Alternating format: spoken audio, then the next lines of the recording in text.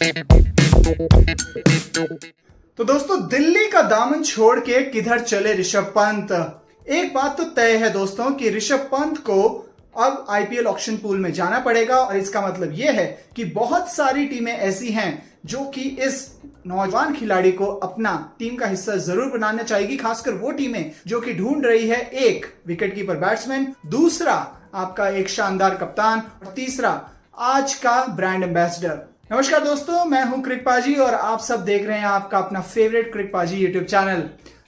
दोस्तों, आज हम बात करने वाले हैं कि ऋषभ पंत जो है क्रिकेटर, भारतीय क्रिकेटर, वो इस आईपीएल 2025 के ऑक्शन में किधर जा सकते हैं। तो दोस्तों, अब हम बात करते हैं वो रियलिस्टिक टीम्स के बारे में जो कि इस शानदार खिलाड़ी को अपने टीम का हिस्सा बनाना चाहेगी। तो ज्यादा वक्त ना जाया करते हुए हम शुरुआत करते हैं उस टीम के साथ में जिसका फ्रेंचाइजी कलर जो है वो मेरी टर्बन के कलर से मैच करता है।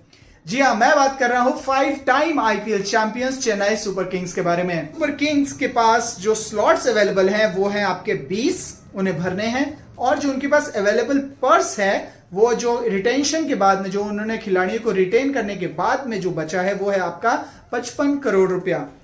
तो दोस्तों, एक बात तो साफ है कि चेन्नई को चाहिए एमएस धोनी का रिप्लेसमेंट और उसके साथ में चाहिए शायद एक फ्यूचर लीडर, क्योंकि अभी भी ऋतुराज गायकवाड़ के ऊपर शायद फ्रेंचाइजी को इतना भरोसा नहीं है कि शायद एक वेल सेटल्ड इंडियन कैप्टन की वो तलाश जरूर कर रहे हैं। एमएस धोनी जो है और ऋषभ पंत जो है ये बहुत दूर तक जाते हैं। इनका रिश्ता जब शुरू हुआ था तो बहुत दूर का रिश्ता है इनका। जब एमएस धोनी अपने करियर के एंड में थे तब ऋषभ पंत इनका पॉसिबल फ्यूचर रिप्लेसमेंट बने थे टीम इंडिया के लिए। और क्या हिस्ट्री रिपीट करेगी अपने आप को, क्या हिस्ट्री ये देखेगी कि इंडिया के साथ साथ में ऋषभ पंत ने एमएस धोनी को भी चेन्नई सुपर किंग्स में रिप्लेस कर लिया। लेकिन जैसा मैंने कहा कि बहुत सारे कंस्ट्रेंट्स आपको देखने होते हैं, 20 स्लॉट भरने हैं। जो सीईओ हैं चेन्नई सुपर किंग्स के, काशी सर, उन्होंने साफ कहा है, उन्होंने हालांकि कोई इंडिकेशन नहीं दिया कि हम ऋषभ पंत के लिए जाएंगे, लेकिन आप इस बात पे जरूर गौर कीजिएगा और बिल्कुल भी इस बात पर आपको चकित नहीं होना चाहिए कि अगर चेन्नई सुपर किंग्स ऋषभ पंत के लिए बोली लगाए, हो सकता है लिमिटेड लगे,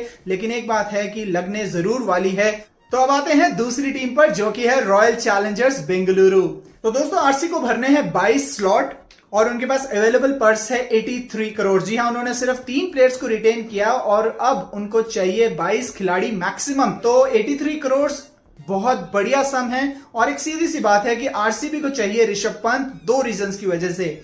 एक है जो ये विराट कोहली की बातें आ रही हैं कि शायद वो फिर से कप्तानी करें, वो अगर वो चीज नहीं बनती है तो ऋषभ पंत जैसे ही आएंगे तो स्ट्रेट फॉरवर्ड उनको कैप्टेंसी दी जा सकती है। फ्यूचर कैप्टन भी है, सिर्फ 27 साल के हैं और अगले जनरेशन के लीड सुपरस्टार भी हैं। और उसके साथ साथ में आपको एक इंडियन विकेटकीपर बैट्समैन मिलता है जो कि सोने पे सुहागा है। तो दोस्तों, इस बात पे बिल्कुल भी आश्चर्यचकित मत होइएगा कि जब ऋषभ पंत के लिए शायद आरसीबी 20 करोड़ तक की हद पार कर सकती है, क्योंकि उन्होंने पास्ट में भी ऐसा कर रखे हैं। केविन पीटरसन, अगर आपको याद हो, 2009-2010 में, और उसके बाद आप युवराज सिंह का एग्जांपल देख लीजिए, जब उन्होंने करीब 14-15 करोड़ के करीब युवराज सिंह को खरीदा था 2014 में। आरसीबी बहुत फेमस है ऐसे इंपल्सिव बाइज करने के लिए, और ऋषभ पंत के लिए हो सकता है वो अपना बैंक ही तोड़ दे।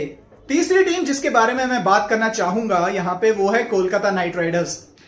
अब उनके पास जो है आपके 19 स्लॉट्स पेंडिंग है, वो 6 रिटेंशन कर चुके हैं और उसके बाद जो अवेलेबल पर्स है वो है आपका 51 करोड़ रुपए का।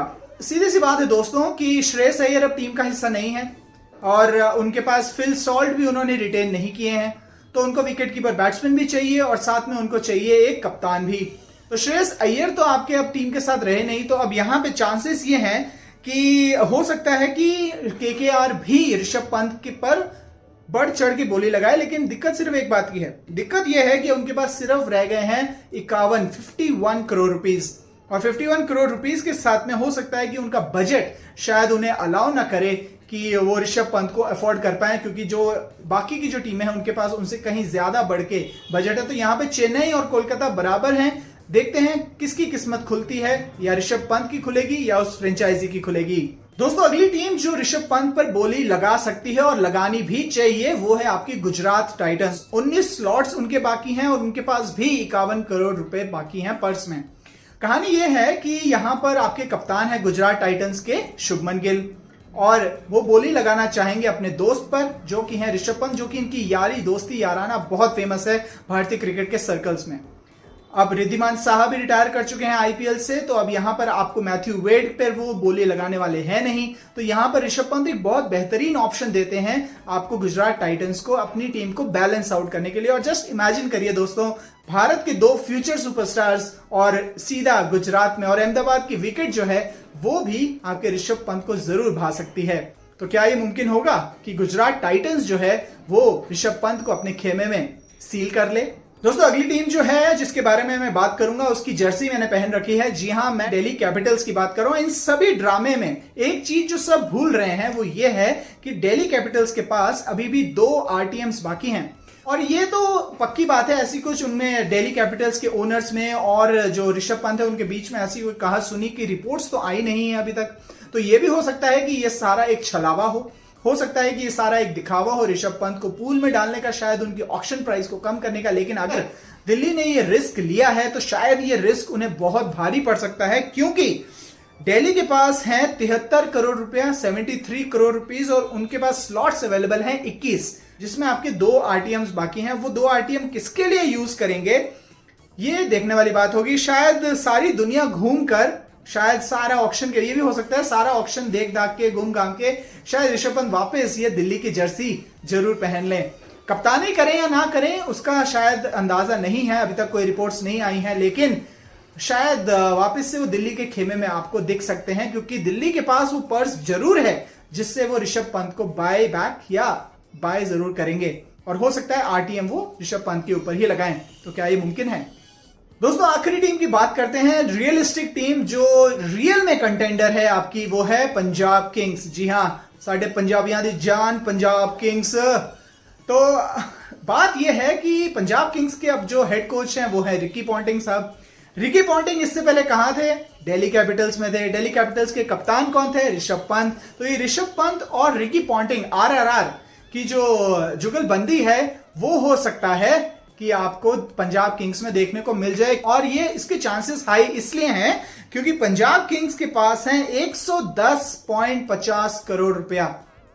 तो ये बहुत बड़ा अमाउंट है, और साथ में उनको स्लॉट्स बनाने हैं, 23 स्लॉट बनाने हैं। लेकिन आप पहले भी देख चुके हैं पंजाब किंग्स के साथ उन्होंने बहुत ही इंपल्सिव और एक्सपेंसिव बाइज करे हुए हैं, भले ही वो लियम लिविंगस्टन हो, भले ही वो सैम करन हो या अन्य खिलाड़ी हो। वो हमेशा एक खिलाड़ी के ऊपर फोकस करते हैं, उसके अराउंड टीम बनाने की कोशिश करते हैं।